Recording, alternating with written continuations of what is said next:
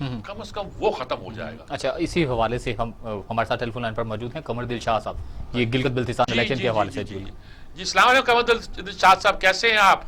वालेकुम सलाम जनाब, बहुत मेहरबानी मीर साहब, अल्लाह का शुक्र है, अल्लाह खैरियत का है। शुक्र। अच्छा जी, ये गिलगित और बल्तिस्तान के इलेक्शन की हम बात कर रहे हैं आपसे, तो जी अगर हम जी ज़रा टेक्निकल बात पूछनी चाहिए, लेकिन आपको क्या लग रहा है ये सारा कुछ जो कुछ हो रहा है, गिरफ्तारियां भी हो रही हैं, फलाना भी हो रहा है, ये हो रहा है, जब इलेक्शन होते हैं तो पहला इलेक्शन हुआ तो पीपल्स पार्टी की हुकूमत थी वफाक में, वो जीत गई।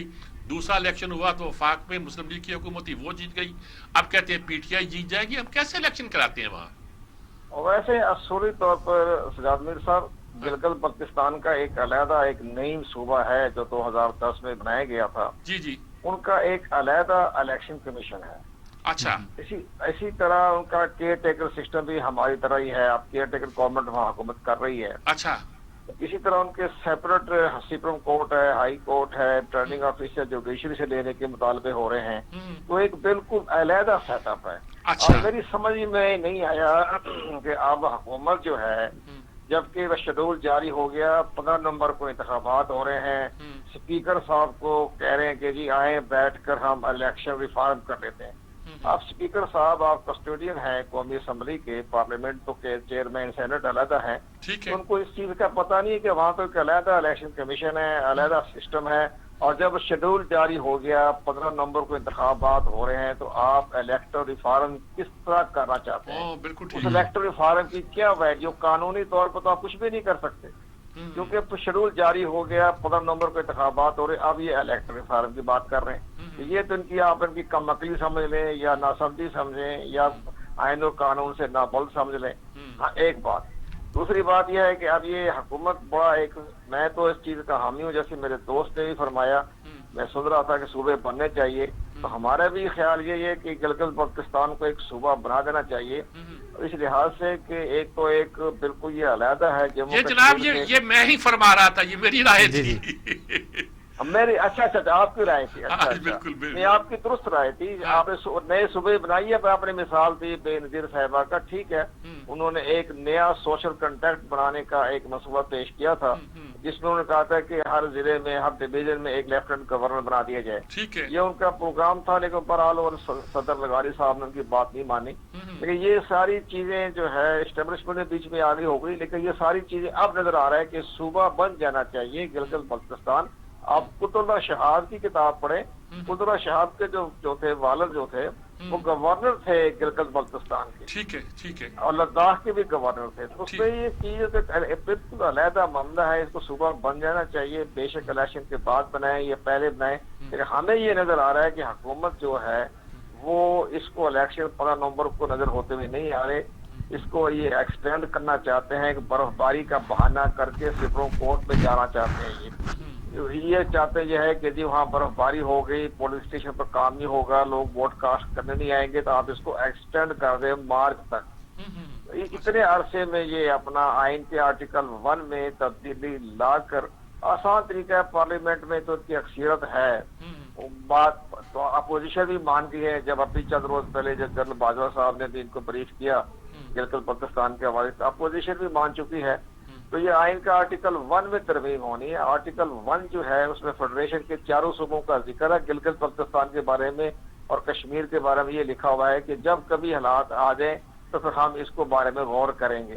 जब गिलगित बल्तिस्तान को ये सूबा बनाने के लिए आइन के आर्टिकल 1 में तब्दीली कर दें, मैं तो कहता हूँ सजाद मीर साहब, बड़ा फायदा होगा। सेनेट अलग हो, सेनेट में इनकी नुमाइंदगी आ जाएगी, लोकल गवर्नमेंट इलेक्शन हो जाएंगे, वहाँ सूबे बन जाएंगे, गवर्नर बन जाएंगे, वज़ीर बन जाएंगे।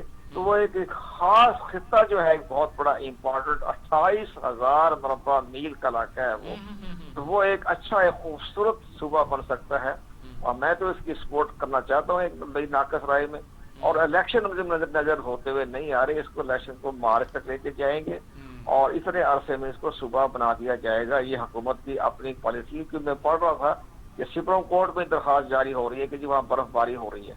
अच्छा, तो हाँ, तो बर्फबारी है 15 नवंबर बर्फबारी, हमें तो खैर नजर नहीं होती आती, लेकिन इनको नजर आ रही होगी बर्फबारी होती होगी। तो लेकिन बहरहाल इनको होने दे बर्फबारी।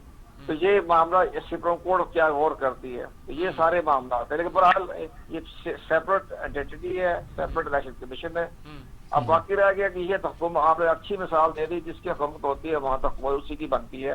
ماضی کی مثالیں آپ نے دے دی، پیپل پارٹی پہ دے دی، آپ نے مسلم نواز کا بھی ذکر کر دیا. اب ان کی حکومت ہے، شاید ان کے نمائندے کامیاب ہو جائیں، لیکن ان کے نمائندوں میں جان نظر نہیں آ رہی مجھے تحریک انصاف کے جو امیدوار کھڑے ہوئے ہیں. ہاں میں دیکھیے نام پڑے ان کے سارے ویسے یا نون سے نام ہے. تو یہ بہرحال یہ ایک اس سے آزاد کشمیر کی صورتحال پر تو فرق نہیں پڑے گا کشمیر کے ایشو پر. نہیں سر، آزاد کشمیر کا تو میں یہ کہہ رہا ہوں کہ جناب میرے دوست سجادی صاحب کا بڑا وسیع مطالعہ. آپ یہ کشمیر کے بارے میں بھی ان کو آپ یہ دیکھیں، شملہ ایگریمنٹ میں جانے کے بعد، معاہدہ ہونے کے بعد ہم اقوام متحدہ کی قراردادوں سے نکل چکے ہیں. اس میں یہ کہا تھا کہ دونوں ملک بیٹھ کے فیصلہ کریں. اس میں اقوام متحدہ، اس میں تو ذکر ہی نہیں ہے اقوام متحدہ کا. ایک لائن ہے اسی جو شملہ ایگریمنٹ کا پیراگراف پڑھیں، 4 پیراگراف، 6 پیراگراف ہے. تو چوتھا پیراگراف ہے، ایک لائن ہے کہ کشمیر کا جو ڈسپیوٹ ہے یہ دونوں ملک بیٹھ کے طے کریں. بس باقی تو فوجوں کی واپسی کے بارے میں ذکر ہے. تو یہ ساری چیزیں ہیں، تو ختم ہو گیا. تو کشمیر کا معاہدہ جو تھا اقوام متحدہ سے نکل گیا. جبکہ اس کے برعکس تاشکند کے معاہدے میں یہ ذکر تھا کہ ہم اس پہ باقاعدہ اقوام متحدہ کی قرارداد کے مطابق فیصلہ کیا جائے اور آئندہ جو ہے رشیا جو ہے اس پر ویٹو استعمال نہیں کرے گا. ٹھیک بات. بہت شکریہ آپ کا جی ددشاہ صاحب. بہت آپ نے بہت عمدہ باتیں بہت تفصیل کے ساتھ بیان کی اور بہت اختصار کے ساتھ. بہت ماشاءاللہ یہ نئی باتیں پتہ چلی کہ صوبہ جو ایک تو الیکشن ہوتے نظر آتے ہیں، بالکل. دوسری بات ہے کہ اس کا صوبہ بنانا اس لیے بھی ضروری ہے کہ اس میں بہت سے جو ان کے وسائل ہیں جس پہ استعمال کیے جائیں.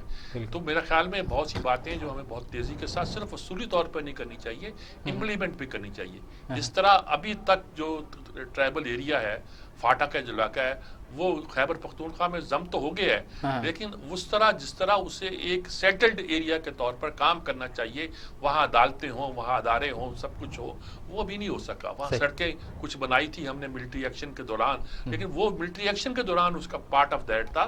صوبہ بننے کے بعد جو ان کو بینیفٹ ملنے چاہیے. ہم نے سوات کو بنایا تھا، پاکستان میں ضم کیا تھا. سوات کو جب کیا تھا اور وہ کہتے ہیں جی اس کا فائدہ ہونے کی بجائے ہمیں یعنی جو کچھ ہمارے ہاں تھا، جو وہاں کا نواب صاحب ہوتے تھے، کیا ہوتے تھے وہ کرتے تھے والی سوات، اب وہ بھی نہیں ہوتا. بہاولپور والے کہتے ہیں کہ جب ہم ریاست تھے تو زیادہ ہم خوشحال تھے، زیادہ بہتر تھے. تو ان ساری باتوں کو اچھا، ان تمام یہ جو جتنا بھی سینیریو چل رہا ہے اس میں اب پھر اپوزیشن اب کیا رخ اختیار کرنے جا رہی ہے؟ کیا لگ رہا ہے آپ کو؟ کیا ان کی سیاست کی تو بالکل ان کو اندازہ ہے کہ صوبہ بننا ہے، وہ اس کے حق میں ہے، وہ اس کو الگ نہیں کر رہے. لیکن وہ یہ دیکھ رہے ہیں کہ یہ اس معاملے میں بہت اچھی بات کی کہ بھی اسپیکر کس چکر میں لا رہا ہے اس کو. اب وفاق کیسے اس پہ انٹرفیئر کر سکتا ہے؟